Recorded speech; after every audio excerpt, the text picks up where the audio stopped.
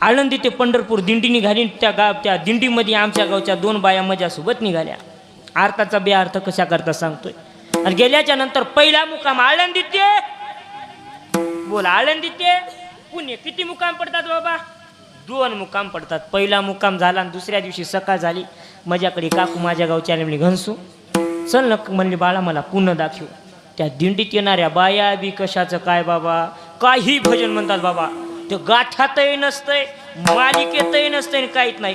तिनं भजन केलं केलं. अरे अरे विठोबा तुझ्यात माझं मन घेतलाय मोबाईल लावते तुला फोन.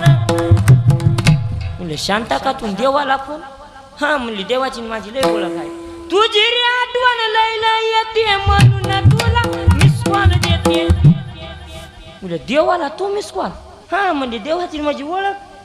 तू आहे देवाचा देवन माझा नंबर कर सेवन. म्हणजे तू हा नंबर कस काय? माय म्हणजे मला देवाचे स्टेटसच दिसणार. काय बाबा त्या फोननं एक बाबा एवढं वाईट केलं एवढं वाईट केलं. तरुण मित्र म्हणजे बाबा त्या मोबाईलचा वापर चांगला कर. मोबाईल पण चांगला आहे बाबा त्याचा वापर चांगला करी जा. अमोल महाराज कृष्णा दादा 4 दिवसाखाली मला फोन आला.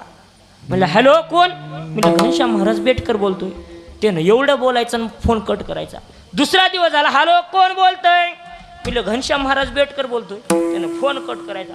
तिसऱ्या दिवशी केला. म्हणलं हॅलो कोण बोलतोय? म्हणलं घनश्याम महाराज बेटकर बोलतोय. त्यानं फोन कट केला बाबा. मी रिटर्न आकाश महाराजाला कॉल केला. म्हणलं दादा 3 दिवस झालं मला कॉल करताय कोण बोलतंय? म्हणलं घनश्याम महाराज बेटकर. म्हणलं की तुम्ही कॉल कट करताय नेमकं काय?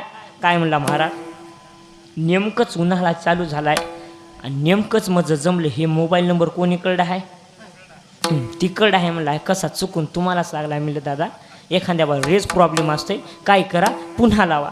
त्यानं कट केला आणि पुन्हा लावला. म्हणला हॅलो कोण बोलतंय? म्हणलं मी गीत्या बोलते. म्हणलं गीता अगं तुला 2 दिवस झालं फोन करायलो कोणता घनश्याम महाराज पेटकरच बोलायला आहे. ते म्हणजे माय रेंजचा प्रॉब्लेम असते व. मग बरं ठीक आहे म्हणला रेंजचा प्रॉब्लेम असला तरी तू मला कॉल करावं की नाही? माय म्हणली 2 दिवस झालं माझं रिचार्ज संपलंय. त्यानं कॉल कट केला बाबा. 299चं 2 GB पॅकचं मला रिचार्ज केलं आणि ठेव फोन रिचार्ज केल्यानंतर मला फोन पुन्हा केला. हॅलो कोण बोलतंय? म्हणलं घनश्याम महाराज बेटकर बोलतोय. काय त्या मोबाईलचं बाबा आणि काय नाही आता ऐका सांगतो.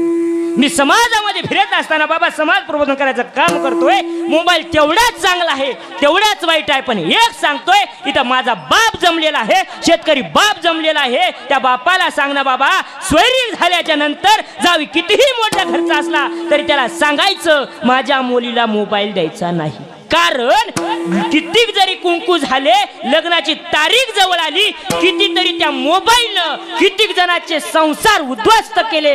लग्न मोडे त्याचं कारण म्हणजे मोबाईल. एवढा जरी संदेश बाबा कीर्तनातून नेला ना बाबा तर या कीर्तनाचं सफळ